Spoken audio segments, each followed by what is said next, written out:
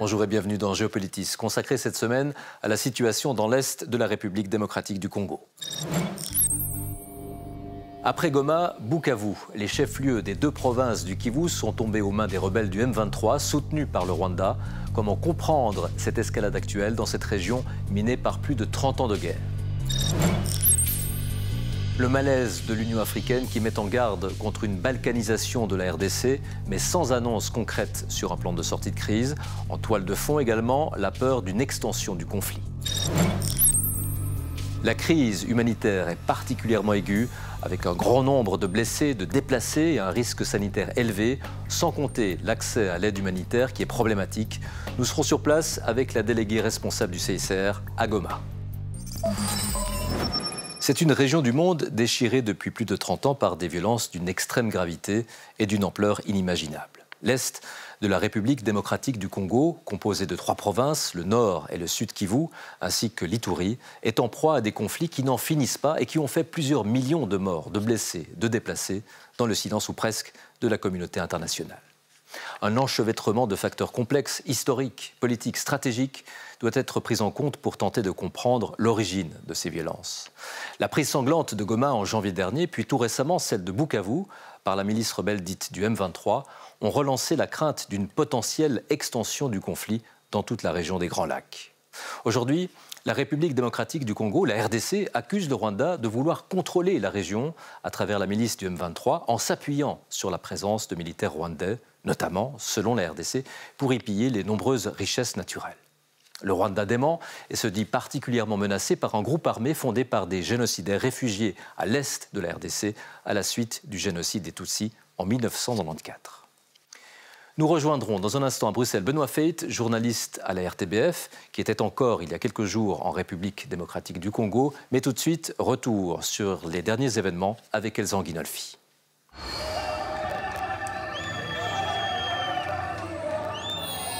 Une petite foule acclame les nouveaux maîtres de la ville. D'autres ont fui avant leur arrivée. Bukavu, capitale de la province du Sud Kivu, est tombée sans résistance aux mains du groupe rebelle M23, qui poursuit son avancée dans l'est de la République démocratique du Congo. Nous ne demandons rien d'autre que la paix. Qu'il ramène la paix, puis qu'il nous laisse travailler. Le M23, pour mouvement du 23 mars, gagne du terrain depuis qu'il a repris les armes fin 2021, avec des avancées significatives en ce début d'année. Le M23 a pris le contrôle de Goma, la capitale de la province du Nord Kivu, fin janvier, avant de poursuivre jusqu'à Bukavu. Selon le groupe d'experts sur la RDC mandaté par l'ONU, plusieurs milliers de soldats rwandais apportent un soutien systématique au M23 et contrôlent de fait leurs opérations. En face, les forces armées de la RDC, appuyées par des groupes armés locaux, les Wazalendo, peinent à contenir leur avancée.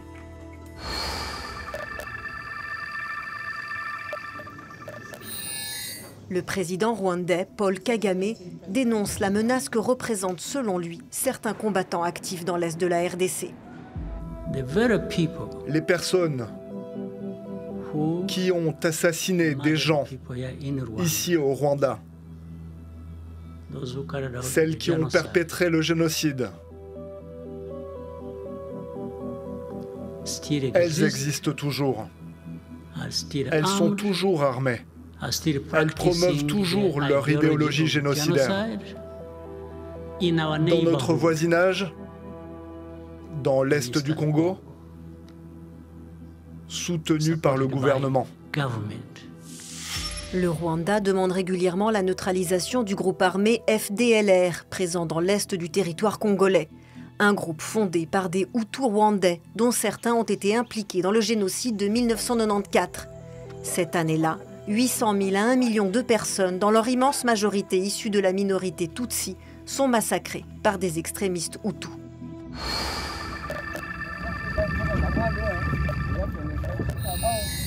Les autorités congolaises accusent le Rwanda d'avoir déclaré la guerre à la RDC et de convoiter les richesses du pays. La présence de milliers de soldats rwandais sur notre sol, leur soutien politique, logistique et militaire à leur pantin du M23, ainsi que leur implication dans l'exploitation illégale de nos ressources naturelles, nous conduisent tout droit à une escalade aux conséquences imprévisibles. Le M23 a pris le contrôle de zones riches en minerais, sources d'or, d'étain et de coltan utilisés dans la microélectronique, comme la mine de Roubaïa, l'un des plus grands gisements de coltan au monde, passé aux mains du groupe le 30 avril dernier. Selon le rapport du groupe d'experts sur la RDC mandaté par l'ONU, l'extraction frauduleuse, le commerce et l'exportation vers le Rwanda des minéraux de Roubaïa ont bénéficié à la fois à la coalition AFC M23 et à l'économie rwandaise. Toujours selon ce rapport, les taxes prélevées sur la production et le commerce du coltan de Roubaïa ont généré au moins 800 000 $ de revenus par mois pour le M23.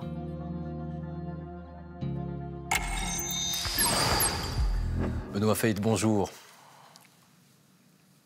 Bonjour. Vous êtes journaliste reporter à la RTBF, la radio-télévision belge francophone. Vous revenez de RDC, vous avez réalisé une série de reportages. La RDC, c'est un pays que vous connaissez extrêmement bien, de même d'ailleurs que le Rwanda. Les enjeux de cette crise, on l'a vu dans le sujet, sont entremêlés avec des accusations réciproques dans cette région qui est minée par plus de 30 ans de violence, avec différentes phases à intensité variable. La situation s'est tout particulièrement et fortement dégradée en ce début d'année. Comment expliquer cette escalade actuelle? Écoutez, c'est difficile de donner une explication claire, mais on peut souligner des éléments de contexte qui sont quand même assez interpellants. Tout d'abord, il y a le changement de pouvoir à Washington avec l'arrivée d'un nouveau président, Donald Trump, dont on ignore pour l'instant quelle sera réellement sa politique africaine. Alors il est probable que le M23 ait profité de cette fenêtre pour tenter de forcer un peu le destin sur le terrain. On peut aussi signaler que cette offensive du M23, qui a donc pris Goma fin janvier, intervient alors qu'on observait l'échec total des négociations de ce qu'on appelait le processus de Luanda, qui visait à réconcilier les points de vue, en tout cas à forcer le dialogue entre le président Kagame du Rwanda, le président Félix Tshisekedi de la République démocratique du Congo, autour de la médiation du président angolais. Mais ce processus est arrivé finalement à son terme sur un échec. Le président Kagame souhaitait que les Congolais négocient directement avec le M23 en soulignant que c'était un problème intra-congolais. Les Congolais répondaient que non, pas du tout. C'était en fait derrière le M23 le Rwanda qui agissait et qu'il était hors de question de négocier directement avec un groupe terroriste. À force d'impasse, eh bien, donc ce processus de Luanda est arrivé à un échec. D'ailleurs, le président angolais a décidé de se retirer de ce processus. Et c'est donc à ce moment-là que l'offensive du M23 a réussi à prendre Goma fin janvier. Mais pour bien comprendre, parce qu'un grand nombre de groupes armés sévit dans l'est de la RDC, qui sont au juste ces rebelles du M23 et que revendiquent-ils précisément ?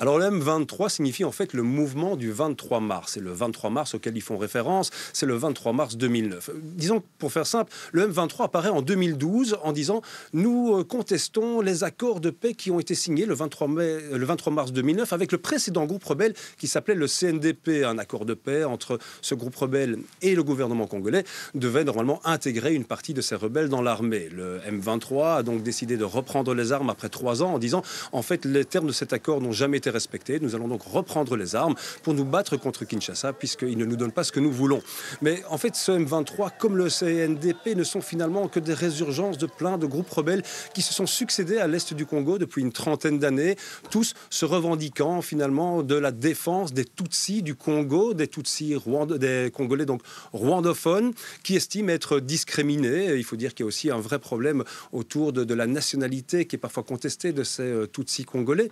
Mais donc, pour faire simple, le M23 est en fait aujourd'hui une rébellion qui se revendique de la protection des rwandophones, des Tutsis congolais, et qui revendique finalement leur intégration au sein de l'armée congolaise. Une intégration qui leur a été refusée par Kinshasa récemment, depuis 2009, et ça se produit encore aujourd'hui. Une armée congolaise qui se trouve en difficulté actuellement, une armée pourtant soutenue par les casques bleus de la MONUSCO et par les troupes de la communauté de développement de l'Afrique australe. Ça traduit une fragilité de l'État congolais ? En tout cas, le problème, c'est que l'armée congolaise, finalement, est une armée qui n'en a que le nom. Cette armée est aujourd'hui composée d'une série de factions qui ont été intégrées de force, enfin, intégrées, en fait, après plusieurs guerres qui se succèdent depuis 30 ans au Congo. Plusieurs groupes rebelles se sont succédés, je vous l'ai expliqué. Et ils ont systématiquement, pour obtenir la paix, obtenu l'intégration au sein de l'armée congolaise. Donc cette armée, en fait, est composée de groupes hétéroclites. Il faut aussi également signaler que cette armée souffre de beaucoup de corruption. Dernier exemple en date, on s'est rendu compte que Kinshasa avait envoyé des sommes considérables pour renforcer son armée à l'Est et qu'une partie de ces sommes, en fait, est restée dans les poches de certains généraux qui étaient censés acheter des armes. Ils devaient acheter quelques dizaines de milliers d'armes ou vingtaines de milliers d'armes. Pour finir, ils n'en ont acheté que 10 000. Donc voilà, il y a la moitié du budget qui est un peu disparu. On peut dire que cette armée congolaise souffre d'une part d'un manque de coordination, d'un manque d'unité et surtout d'un manque de cohérence dans la transmission des instructions qui viennent de Kinshasa. Et donc cette armée sur le terrain s'avère parfaitement incapable de stopper l'avancée du M23 qui, lui, est soutenu, c'est clair, ça a été établi par le groupe d'experts des Nations Unies, soutenu par le Rwanda, logistiquement, militairement et également en hommes. On dit qu'il y a 3 à 4 000 soldats rwandais, des forces armées rwandaises qui se battent aux côtés du M23. Le rapport de force entre les deux armées est clairement à l'avantage du Rwanda. On l'a observé ces dernières semaines, ces derniers jours.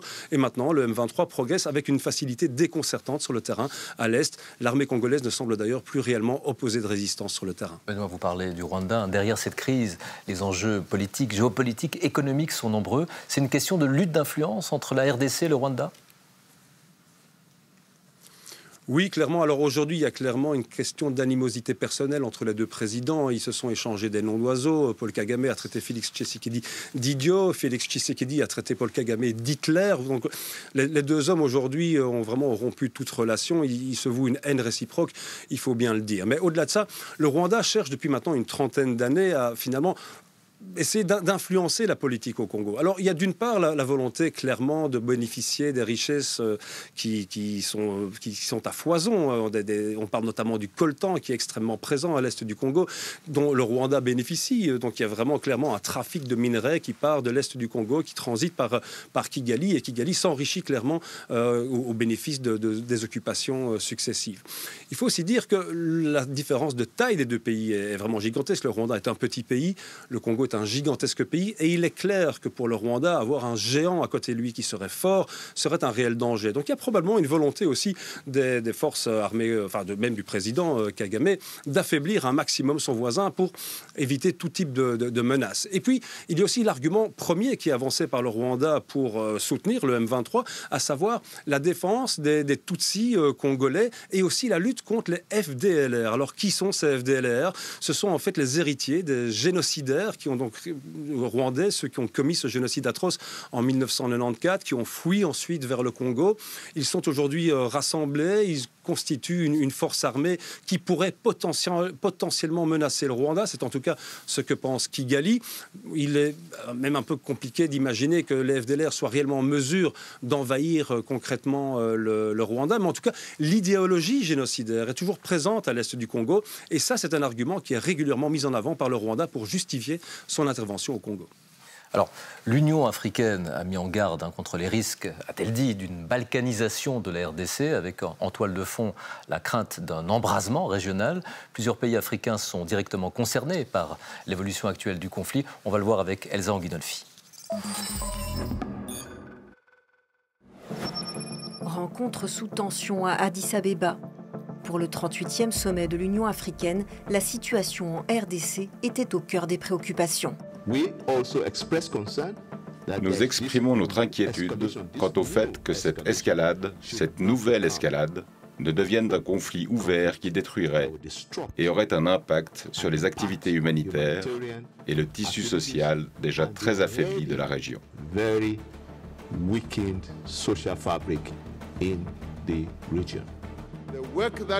Plusieurs pays africains sont directement concernés par l'évolution actuelle du conflit. Par exemple, l'Afrique du Sud, qui dirige la force régionale mise en place par la communauté de développement de l'Afrique australe en soutien au gouvernement congolais de Félix Tshisekedi. Une présence vivement critiquée par le Rwanda. Il prétend jouer un rôle de gardien de la paix.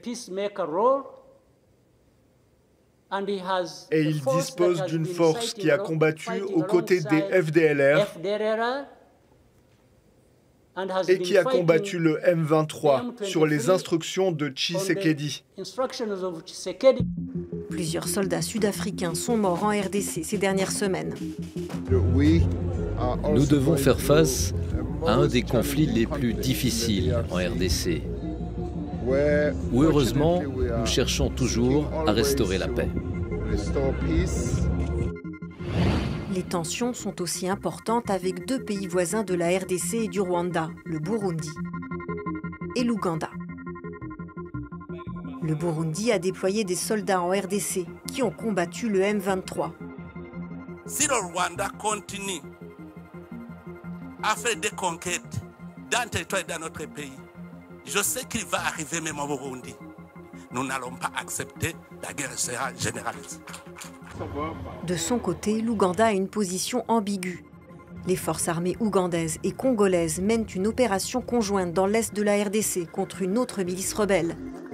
Et l'Ouganda soutiendrait en parallèle le M23, selon le groupe d'experts sur la RDC mandaté par l'ONU. Benoît Feit, l'inquiétude existe. Est-ce que la situation peut s'embraser en Afrique centrale ? Oui, très clairement, elle s'est déjà embrasée par le passé. Et là, ce qu'on craint aujourd'hui, c'est que ça se reproduise. Il y a tout d'abord l'effet du Rwanda qui, comme je vous l'ai dit, soutenait clairement cette notoriété publique, le M23. Donc déjà, nous avons sur le territoire congolais des troupes rwandaises qui se battent. Il y a un peu plus au nord, dans la province au-dessus du Nord Kivu, la province de l'Ituri, une présence des troupes ougandaises. Et ces derniers jours, l'armée ougandaise s'est d'ailleurs rassemblée aux côtés des forces armées congolaises dans la ville de Bunia, probablement en s'inquiétant de l'évolution du conflit. Et surtout, il y a là derrière encore l'inquiétude liée aux minerais. Et sans doute que pour l'Ouganda, c'est une façon de s'arranger pour que les richesses de l'Ituri, cette fameuse province, ne tombent pas aux mains du Rwanda. Et puis encore le Burundi, lui qui est plus au sud, est aujourd'hui directement menacé par la progression du M23 qui descend de plus en plus proche de sa frontière. L'armée burundaise se battait jusqu'il y a récemment aux côtés de l'armée congolaise et pour l'instant, elle a décidé de se replier pour protéger sa propre frontière. C'est dire que derrière la situation qui se produit aujourd'hui, il y a des craintes tant en Ouganda qu'en République démocratique du Congo qu'au Burundi, de voir une extension du conflit. Et puis il faut encore citer aussi la présence des troupes de l'armée sud-africaine qui étaient venues se battre aux côtés de l'armée congolaise sous la coupole de la communauté des États de l'Afrique australe. Cette armée a subi de nombreuses pertes, une quinzaine d'hommes lors de la prise de Goma et ces militaires sud-africains sont pour l'instant enclavés, coincés. Ils se sont protégés auprès de la MONUSCO, donc les casques bleus si vous voulez, enfin la MONUSCO, non, la mission des Nations Unies au Congo, ce qui montre qu'il y a de nombreux acteurs internationaux qui sont rassemblés au Congo aujourd'hui et c'est ça qui fait clairement craindre un embrasement régional. Vous avez notamment tourné dans une commune de la ville de Kinshasa, la capitale de la RDC. Vous êtes allé à la rencontre de jeunes militants du parti au pouvoir, le parti du président Tshisekedi. Donc ces militants auraient participé à des manifestations fin janvier. On écoute cet extrait de votre reportage.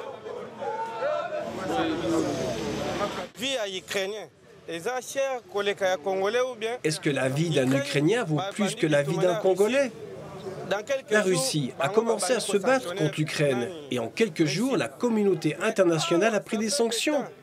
Mais ici, ça fait des années, il y a des millions de morts. La communauté internationale ne réagit pas. L'Union européenne, rien. Extrait donc de votre reportage, Benoît Feit. Ce militant savait bien qu'il s'adressait à la télévision belge, donc à des téléspectateurs européens. Mais vous l'avez observé plus largement dans le pays. On peut parler d'un réel ressentiment vis-à-vis de l'Occident ? Oui, très clairement, et le reproche qui est régulièrement formulé à l'Occident, c'est en fait de soutenir directement ou indirectement le Rwanda. Et donc les Congolais ont l'impression d'être complètement lâchés par la communauté dite internationale. Soyons clairs, quand on dit communauté internationale au Congo, on parle essentiellement de pays occidentaux, la France, la Belgique, la Grande-Bretagne et les États-Unis. Et ce que les Congolais disent aujourd'hui, c'est qu'en fait, ils sont prêts à applaudir, à accueillir de nouveaux alliés. Ils parlent notamment de la Russie. Alors, il y a probablement une forme de provocation là derrière, mais ça témoigne quand même d'un sentiment anti récit occidental de plus en plus prégnant. Il faut dire, et il faut le rappeler, que dans l'histoire, les Occidentaux qui sont partis au Congo ne sont rarement allés là-bas sur place pour l'amour du Congo et des Congolais, mais plutôt par intérêt financier, une volonté de dominer. Et ça, les Congolais ne l'ont pas oublié. L'histoire coloniale reste très présente dans l'esprit des Congolais aujourd'hui. Et quand ils voient les agissements de la communauté internationale, notamment celui de la Belgique, ils ne le pardonnent pas et donc ils sont particulièrement remontés à l'égard de l'Occident. Alors ces combats, cette situation plonge toute la région dans une crise humanitaire aiguë entre déplacements massifs, hôpitaux saturés et difficultés de l'acheminement de l'aide. Les organisations sur place tentent d'agir au mieux. On va le voir avec Rachel Heuby qui a contacté le Comité international de la Croix-Rouge à Goma.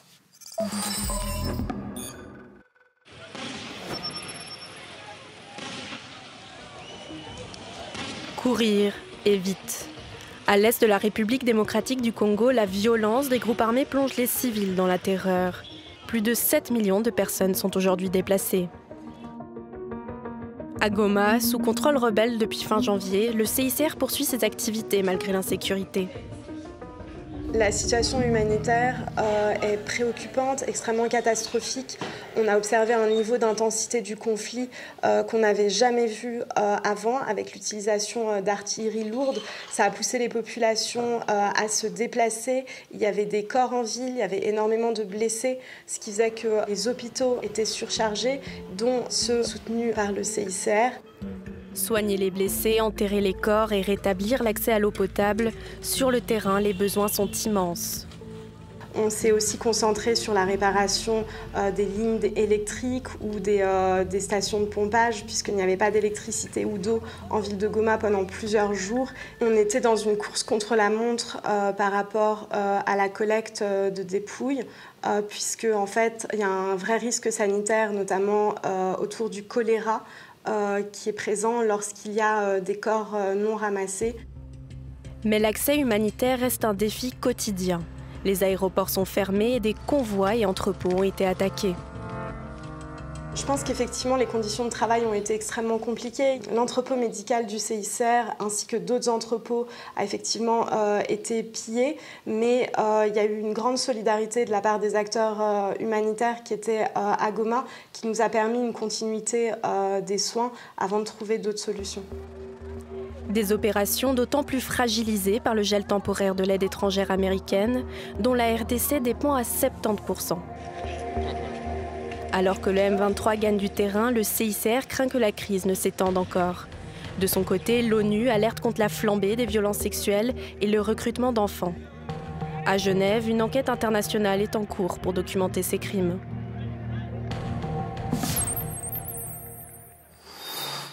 Benoît Feit, l'ONU se dit très préoccupée par la situation humanitaire dans la région. Ce sont une fois de plus les populations civiles qui payent le prix fort. Oui, et je vous dirais que ça fait 30 ans que ça dure. Donc il faut rappeler que le Congo est un pays gigantesque, potentiellement extrêmement riche, mais la population y est extrêmement pauvre. On peut considérer que 3/4 des Congolais, donc 100 millions de personnes, plus ou moins 3/4 de ces 100 millions de personnes vivent avec moins de $2 par jour.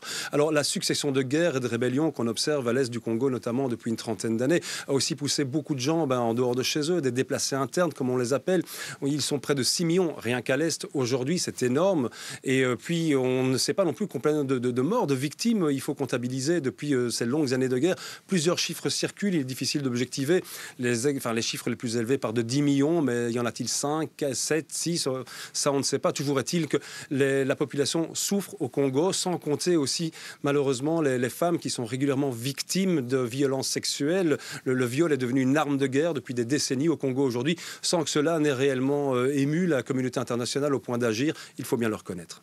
Selon le Haut-Commissariat des Nations Unies aux droits de l'homme, la situation à Bukavu est très chaotique. Des exactions auraient été commises. Il est très difficile de vérifier les informations. Beaucoup d'inquiétudes à travers le pays. Bien sûr, les familles cherchent à obtenir des nouvelles de leurs proches à l'est de la RDC.